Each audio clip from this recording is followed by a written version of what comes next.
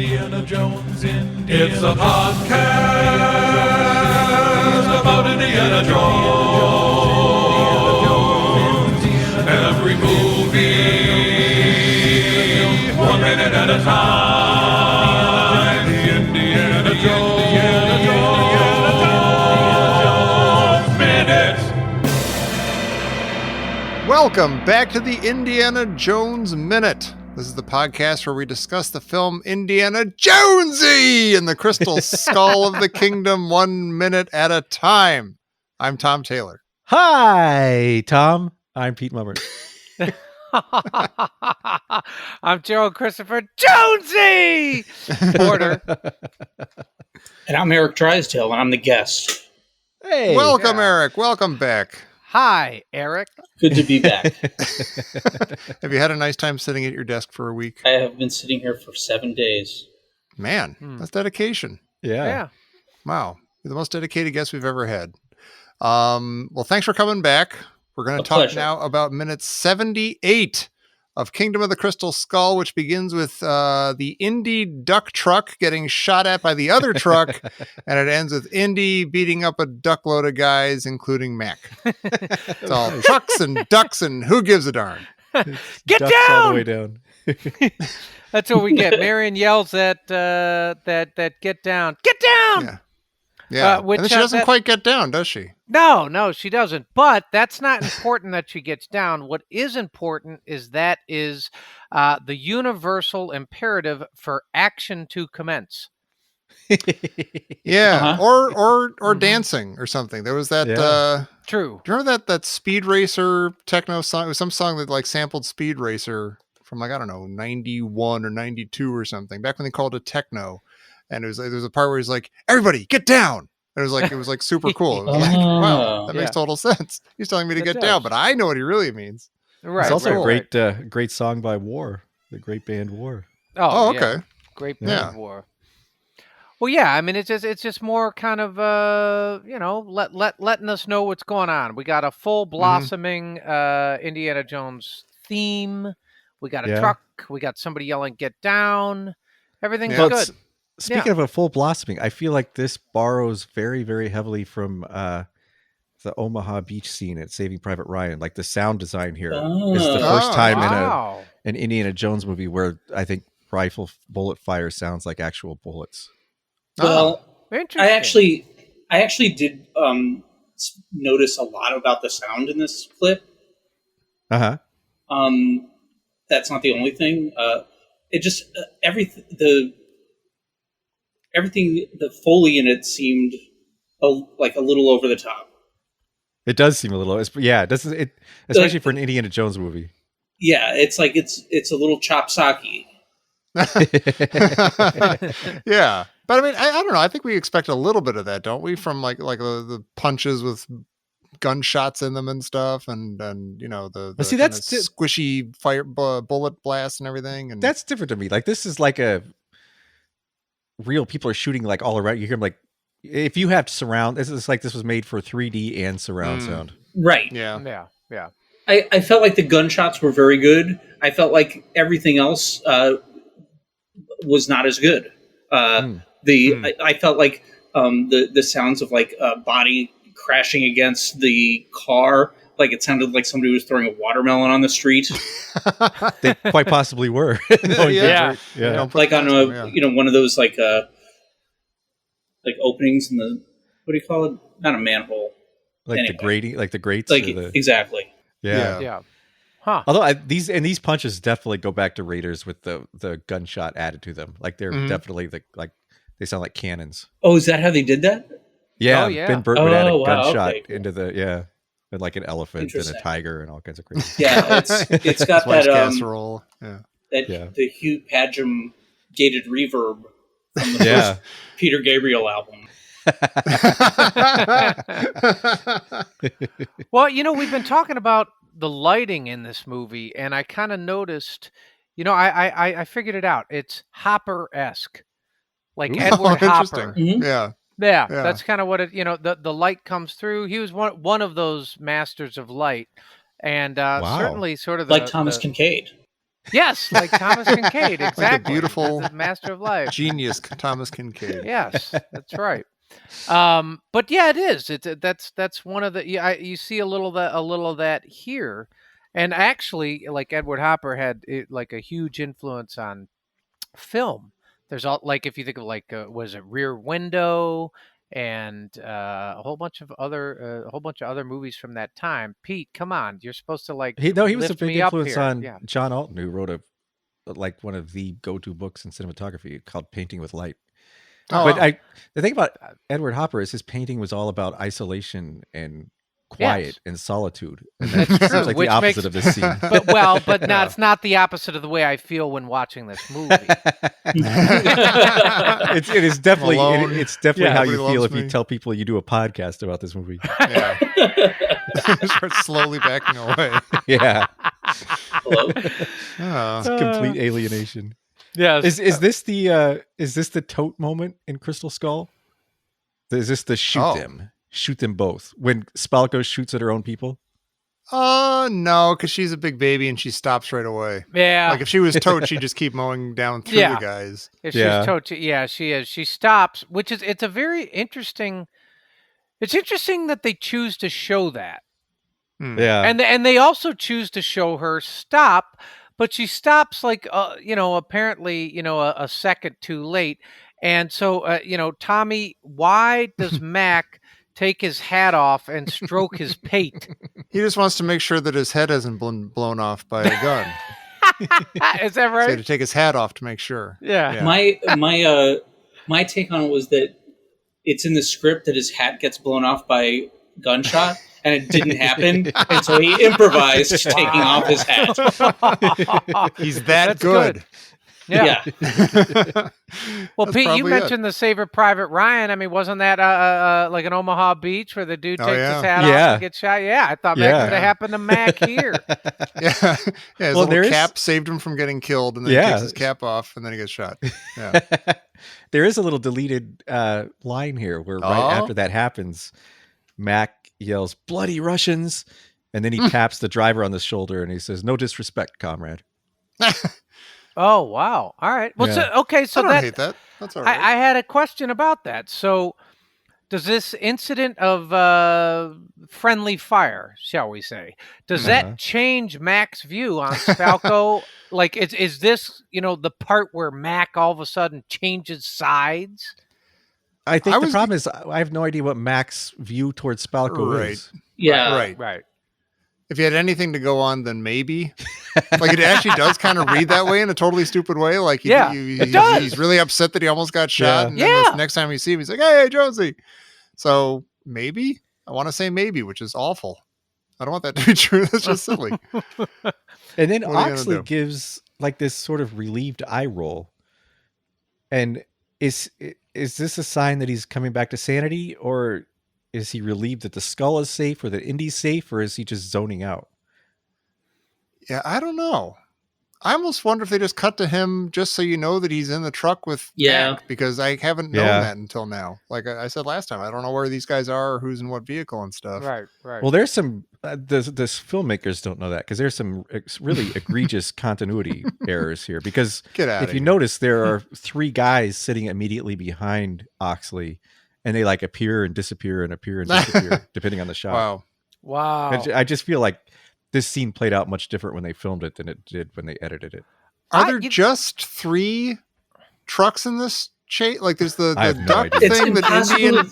It's impossible to tell. Yeah, Yeah. it It really could be. is. It could be 3. It could be 30. Yeah, Yeah.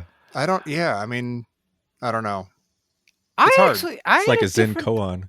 different, a different take on that Oxley shot, and for you, Pete, named after Jesus's best friend. If you look at Ox, it's second 15.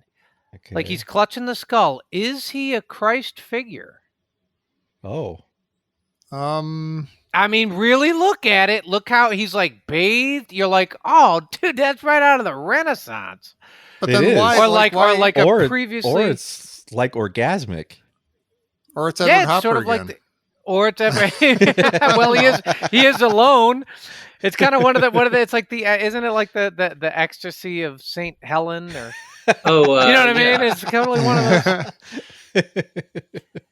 But then what's the message there? I have no idea, but if what's- you look at that shot, you're like that. He does very much look like, yeah. It is. It's like the ecstasy of Oxley, and he's like clutching the thing, and he's bathed in light. I mean, it's a very religious themed shot. Maybe that's why maybe the guys behind him are just metaphorically disappearing because he's like disappearing into this skull bliss. Remember the times when I wasn't riding in the Jeep behind you? Those are the times that you look like Jesus for some reason. I also think there's I don't know how else to put it, but there's also like kind of a Boo Radley Born Yesterday kind of thing going on with him. Like I'm not sure that any of it makes sense. Yeah. Yeah, I mean, we don't know why he's crazy or what his craziness actually. Yeah. What the dimensions of it are. So I mean, I guess he could be in some sort of religious ecstasy right now, but I wouldn't know why. I think they're showing is like, oh, he's clutching the skull, and he, I guess, is the one that the skull has the greatest impact on. Like, so now he's back with the skull, and there's this communion that's happening right here in the shot, I guess. Maybe. Reunited, and it feels so good. Oh, yeah. Yeah, it does. Or it could also be like, Spielberg could be like, oh, wait a minute. I cast John Hurt in this movie, and I haven't done a thing with him. I got to cut to him as much as I can. Bathe him in some Jesus light. Let's go. Honestly, it works. Sure. Yeah. I like being reminded that I don't John know Hurt's in why. the movie. But it works. It's a cool shot. Yeah. Sure. I like that it's sort of anything you want to read into it, you can read into it. Mm-hmm. Mm-hmm. Like it's like Mona Lisa's smile. Like, what is he saying with this? Whatever you want him to say. Yeah. Mona Lisa's thinking about the skull. Yeah. We do get a nice little we haven't had this kind of well, that's not true. We had it very recently, but I like that we got another little bit of Indian mutt dialogue dynamic that I kind of like. Really? He calls him a Kyle? He calls him a child. Oh, a yeah, child. He's like quit being a child and find something to Oh, okay. The line "find something to fight with" is very clunky, but the fact that Mutt's like annoyed that Marion gets to drive again. I love how he says that. Yeah, he's I should got to drive the truck.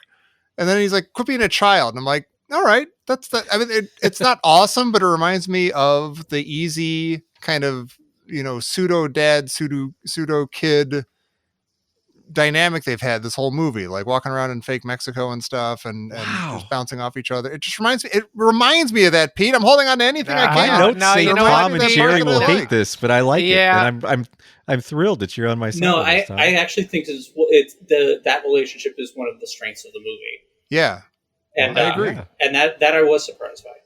Yeah. That's nice. Wait. Okay, go ahead. I need to say, Pete is correct in his reading that he's surprised that Tommy likes this. Pete, I'm just, as witness. I agree. Yes, you are not nuts. It just so happens that Tommy likes this, but that's not what I would have thought. Maybe either. I'm there. Yeah, and Jerry does hate it. I'm assuming. One thing I didn't like is it's kind of a great admonishment, but then you're kind of like, normally I don't hear people say, "Don't be a child." What I hear is like, "Don't be a baby." Oh, see, I was referring to the line before it. That's not fair. She drove the truck. Oh yeah, well, that's I don't know. I love that. I think that's great. It's good. Yeah. All right. And I like any line where Indy is telling Mutt to knock it off. Don't be a child. Sit down. You don't have to get hot all the time. Well, it's interesting because then he says, "Find something to fight with." So he basically says, "Don't be a child," and he's like, "You have another trajectory, and it's going to be like real rough and tumble."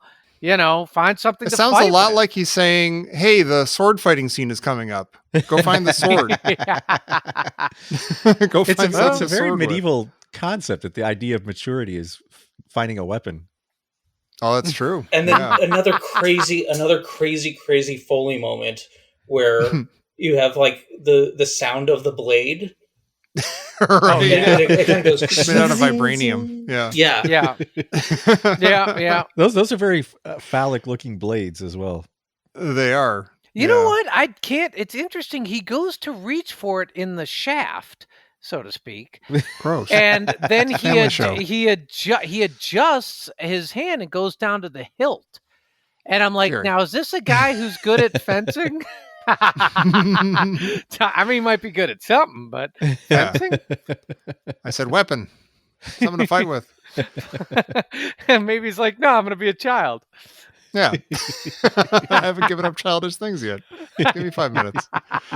Well, okay, Eric, last time you mentioned that this is the first time that for this show, it was like the first time you ever watched the movie. That's true. So what was going on in 2000? Not that you're like obligated to see every Indiana Jones movie, but were you actively avoiding this movie when it came out, or did you hear it was bad? I feel like by this time I had grown jaded. With the the franchises and the blockbusters. Yeah. And it didn't seem like it was for me anymore. That's such inner strength and wisdom that I just did not possess at the time and probably still don't. Well, listen, did I see like 5 out of the 6 other Star Wars movies? Sure. I did. Yeah. I kept falling did. for that one. Me too. Well, that is a moral obligation. and I would like to give this to you, okay, Tommy? The word acrasia. Oh. The lack of will or self-control resulting in one's acting against one's better judgment. Oh, wow. See, How you do you spell decided to. I'm filthy with that. Yeah, you're grabbing it by the shaft. Yeah, I'm grabbing. Yeah, no, I know how to grab the sword, and I'm just going to do it the way I feel because it feels good. And I'm sure you've discussed all of the what is the meaning of fan service? Like, what are you really doing for your fans? Are you regurgitating like specific nouns, or are you like recreating a feeling? And I feel like it didn't surprise me in any way. Yeah. Yeah. I feel like it had the opportunity to surprise me early on, like just the very fact that Indiana Jones is in the 50s and the atomic age and stuff. Like they could have done a lot more with that, and that would have been very new and very different and very surprising. I also think that stuff worked really well, like him being in the nuclear testing ground, which was a little ridiculous, but is Indiana Jones. Yeah. He could end up there. Sure. Yeah, it was kind of cool, actually, in a way. You're like, because it's all sort of, it's fantastic ruckus making in America. Yeah. Yeah. Which We don't see it that we're much. usually used to see him in other locales. But in America, you're like a nuclear testing ground. It's pretty funny. Yeah. It's pretty cool. Yeah. But I thought it was a lot of fun. It's exactly what I thought it was going to be. It is exactly what I thought it was going to be, and the only thing that I was surprised by was how much I liked Shia LaBeouf in that character. Yeah, me too. Yeah. And I had seen the movie, but like watching it again after like 20 years or whatever. So I was like, oh, look at that. I have the minute we're talking about here paused at 1 second in. All right. And there's a lens flare in the left of the shot, kind of zooming across it. So here's the question: is that a real lens flare, or is that an added lens flare later? Wow. I want to say that's and real. Does the answer say anything about the movie? I want to say that it's real because it's not pronounced enough to like if it was fake, they would have gone nuts with it, maybe, or there would have been a little more like glowy sheen and rippling to it or something. But the whole lighting in this though, it's very like slanty. Like there's a lot of artistry going on with this lighting. Yeah. As we said, it's stylized. Yeah. Yeah. I will say I can't tell. We've been complaining about everything outdoors feeling like it's indoors and stuff, and I can't tell if I'm getting that feeling in this sequence. Oh, I'm definitely getting that kind of like Kojak green screen feeling from a couple of the shots. Especially when you see Spalko shooting. She looks like it's she's weird, shooting I guess, at a green screen. Yeah, I guess the lighting might feel more natural, but yeah, the reality of the foreground and the background are kind of fakey and flat. Yeah. You know what? I have like I guess I don't know, a question. Ew. Yeah, why is there a saber in the duck? Well, why are there three Was- sabers in the duck? Well, I just wasn't. Well, no, was that Spalco's duck? Yeah, I think so. So that's what it was. yeah. That's her vehicle, right? She was in that originally, I think. Okay, before the that's what I was always tree wondering. cutter And blew so up. she. And do we see- Okay. And is there any introduction of the case with three? Yeah, sources? there is Yeah, they- actually. She was Oh, about okay. to like Couple- execute Mutt with it, Oh, right? Like a right, guy right, brought it yeah. out Oh, yeah. ceremoniously, and Yeah. yeah, we were wondering what that third one was. Oh, actually. okay. Mhm. Yeah. Yeah. So she's just always ready for pistols at dawn, sort of stuff, I guess, but without pistols. Yeah. Well, and then of course. Jonesy. Jonesy, Max stands up, and when he says Jonesy, he looks exactly like somebody who's waiting to be punched in the face. Yeah. Like he's braced Yeah. for it the entire time he's saying Jonesy, and that drives me insane. Yeah. I really like. How could they have not done take 2, maybe even 3 of that? It's so awful. He's like Yeah. Jonesy. That was take 36. What Yeah. what is going on with that? Why is it there? From a movie choice. B, why is it there as a character choice? Like, why would the character do that in the middle of all this Right. pandemonium? It's sort of like that sitcom kind of like if Indiana Jones had a pie in his hand right there, he'd put that in his face. He'd throw Yeah. a banana peel behind him. You're right. It's just Yeah. like that his presence and gesture and doing that is all just so he will get punched in the face. Yeah. Yeah. So There's no I other mean, the reason whole why a person point would is, do that. so he's like, the next time I see you, I'm going to break your nose. Then, several minutes back, he broke Max's nose. Remember, it went, "Ooh!" Right, exactly. He's And already then- fulfilled the prophecy. Yes, but he's now he's going to do it again. He fulfilled he fulfilled the book. And then, so now he does it again. Now, this is really, I mean, maybe one of the darkest parts in the movie. Jonesy has a broken nose already, and Indy hits him in his broken nose again. That's awful. And then he does it a third time. So he goes, Jonesy, like as a question, and he hits him. He goes, Pete, you do it. Do it. Hi, Mac. Awful. It's so weird. Yeah, It's like all right. late period Bugs Bunny or something. Like when Yeah. it's not even Mel Blanc anymore, but he's trying to act like a kind of sly cartoon Wow. character. And you're like, oh, really? That- I've got to do it, Tommy. Do it for this one too. I feel like it's another casualty of this being cut to pieces in the editing. Like, Yeah. it was probably supposed to go in a more sensible way, Yeah. and they just had to cut around it. That's Yeah, proud. there's something very like found footage about all this. Like they just put Found together what they footage. could, with what they had. Yeah. Okay, so he's fighting all the commies, and then is he basically punching Mac out of the way, or is this a bonus round for him? For Indy. Oh, the second one? Yeah, the second, the third. It's like he's in the middle of this fracas, and Yeah. he's and like you would think, okay, if Mac really did have a change of heart here against Spalco because he had an epiphany rubbing his pate, then then you're like, all right, so he's gonna he's gonna join Indy in fighting all the commies off the truck, right? And that would be proof that he is friends with Indy now, and he switched sides, and now as opposed to just standing up and yelling Jonesy, like it's Yeah. like, if you really want to be Indy's friend and prove it to him, start throwing these dudes off the truck. But that wouldn't be as funny Nah, as him getting punched twice in the face. that's true. But no, Well- you're totally right. I mean, yeah, it does. Yeah. Yeah. And I could see that being satisfying, like Indy realizing that Mac is on his side, even if he's dubious about it and stuff. I don't Boy, know. okay, so if they ran with that, then the music could change, and it would have been there's a whole slew of that stuff happening in movies, right? Mhm. Where Yeah. They have the technology.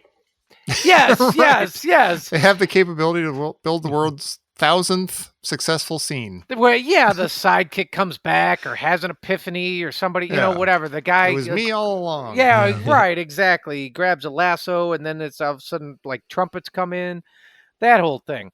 So, I guess it's like, okay, look, it doesn't sound like it, but I am enjoying this action sequence. Okay. And as it's going, it's like they just shoehorning fun in where it's distracting and unnecessary. And it's just like, I'm already having fun. I love the way Indy jumps onto the truck. Like, he jumps onto the truck and one guy flies off, and it's actually, it's really well shot. Very cool. That shot is good. What's that? That one shot is good. Yeah, It, that like, one just shot leaps. is good. And it's like, if you're not doing this damn thing a minute at a damn time, then it's like Right. you're kind of in the movie, and everybody's running around in jungles. It's cool. And You know then what's cool is see this. it's cool because you don't see you see the guy shooting into the trees, and you know that Yes. Indy's truck is on the other side, and then he just jumps out of nowhere. Yeah. And knocks that other guy off the far side. It's of the actually, thing. it really is. It's good. cool. And it's like, I'm enjoying that. I'm like, that right there is a cool shot in this dumbass movie. Yeah. And so then they stop, they just completely arrest the momentum with like a funny part. And then it's like they double down on it with a hi, Mac. It's like, dude, I'm watching you fight all the dudes, and it's kick ass. It would be one thing if those interjections made any sense, or like gave us any clue as to what this is doing with their relationship. But it just makes it more confusing. Yeah, it really does. Like, it's jokes without any substance behind them. Yeah. It's that kind of labored setup to a weak punchline. Get it?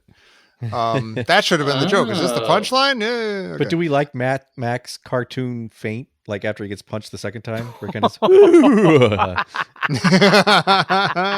I mean, if we're watching a cartoon by now, then sure. Yeah, he does. Wow, he does do that. And like his eyes roll up into his head, Yeah. and he's like, Yeah, it's got little Tweety birds. yeah. The very end of this minute, it's like it ends with like Indy like holding a guy who's kind of like injured and slumped over, and he's like, he looks furious, and he's like, he's got this one guy in like a bizarre neck hold while he's driving the truck or whatever, and you're like, it looks badass, and you're like, it looked like he just threw a guy. There's cool stuff going on. It just gets sort of bastardized, or like I don't know, injected with stuff that just doesn't need to be there. Gosh, you know what it is? It's the whole it's the dinner scene in Temple of Doom. It's like, oh, there's kind of a cool, tense conversation going on at one end of the table, and then we keep cutting to monkey brains and stuff at the other end of the table. Right. It's too well. This is even busy. I think it's just too busy. I think there's way too much going on. Really, yeah. I'm just confusing. I keep saying it, but I'm confused most. I have to keep rewinding. I'm sitting at home rewinding over and over and over again to see what's going on in this truck chase. I'll be all right. There are flashes of, greatness. Yeah. Nah. I'm with you. Yeah, totally. I'll be all right. Eric, so look, this was the first time you watched this. Mm-hmm. How do you feel? I don't feel disappointed. Oh, okay. Because it filled my expectations. It was fun to talk about it with you guys. Oh, see, that's all we need. Yeah. It's fun talking about it with you. Yeah. It was fun seeing. It was fun seeing. Oh my God, Karen Kate Allen? Blanchett. Oh, Kate Blanchett, yeah. Be doing her, Natasha. Sure. Yeah. That's a lot of fun. And so, how do you feel about Karen Allen in this movie? I mean, it's nice to see Karen Allen. Mm-hmm. It's nice to see Marion Ravenwood, but it has all the pitfalls of any of those, fan service gestures. Yeah. I'm enjoying her. Like, but, why do I really yeah. like this? Do Right. I like this because I like it, or do I like it because I liked it once? Yeah, and just because Yeah. I liked it once, do I need to keep having it? Yeah. Will that be a good thing? Yeah. It does it? It's like when you're watching Happy Days and Chachi comes in and everybody erupts with applause, and you kind of have to sit there and watch, and you're like, "Why is it? It's just." He just walked in the door. I mean, he's on the show. Wait until he says something funny, then you can. He's a regular character. You can't be surprised that he showed up. Yeah, everybody. Yeah. Yeah, no, I hear that. Well, so what do you think about being like your attitude of I don't really expect that much. What do you think of Indy 5? Are you be like I expect even less, or are you like no, there could be redemption? I feel like it's very unlikely that there'll be redemption. Okay, interesting. I would not put money on it. Okay. Think it'll just be more of the same, like again, kind of an unsurprising kind of that's Indiana Jones punching guys on a truck. Okay. Yeah, it'll be All right. Indiana Jones punching guys on a truck. I mean, but my real fear is that they're gonna anoint somebody the new Indiana Jones. Yeah. So that they can keep it going, which they probably will. There's gold in them there hats. Yeah. Speaking of anointing.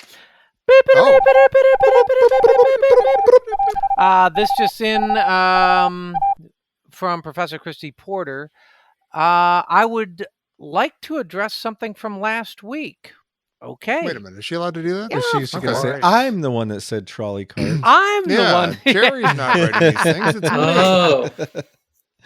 me. Very interesting, actually. So she's talking about we had the Spalco leg shot, right? Just a refresher from last week.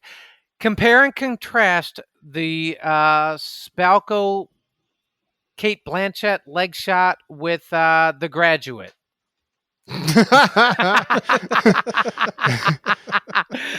Indiana Jones, you're trying to run me over, aren't you? Exactly. I was worried you were going to say the Sharon Stone version. But this is the Sharon. Well, that too. I was just going to say the leg floating down to the bottom of the pond in Jaws. Oh, that's that good. other leg shot. Aren't legs in movies? Or the poster fantastic? for Your Eyes Only, or I don't know. Oh, damn! The poster from Your Eyes Only. Yeah. Wow. All sorts of legs. Yeah. Let that those legs sort of creating a triangle like that. That's there it is. Yeah. We need ZZ Top to play us out. Hey, R.I.P. the bass player. Oh, that's true. Yeah. Too soon. I'm sorry, everybody. No. Eric, I'm Yes. sorry we made you watch this movie, but I'm glad you had a nice time watching this movie, and I'm really glad you came on to talk about it with us. Honestly, it's part of my job as part of the cultural elite to know all of these things. Right. If you don't weigh in on things like this, then they're not fully examined, and then the populace doesn't know what to think. Exactly. So thank you for doing your part. It's my pleasure. All right. And it reminded me of the ride, which I love. See, there you go. Sure. Yeah. It is a good ride. Everybody should try it out. Disney World or Disneyland, whatever you wish. And yeah, in 2 or 3 years, who knows, when we get around to this next one that they haven't even finished filming yet, we'll probably have you back. And I'll be glad to do it. We'll watch Indy punch guys in trucks together, and it'll be great. And everyone out there, thank you for listening. Please come back next week. We're going to be talking about minute 79 of Indiana Jones and the Kingdom of the Crystal Skull, right here on the Indiana Jones Minute. Don't be a Kyle.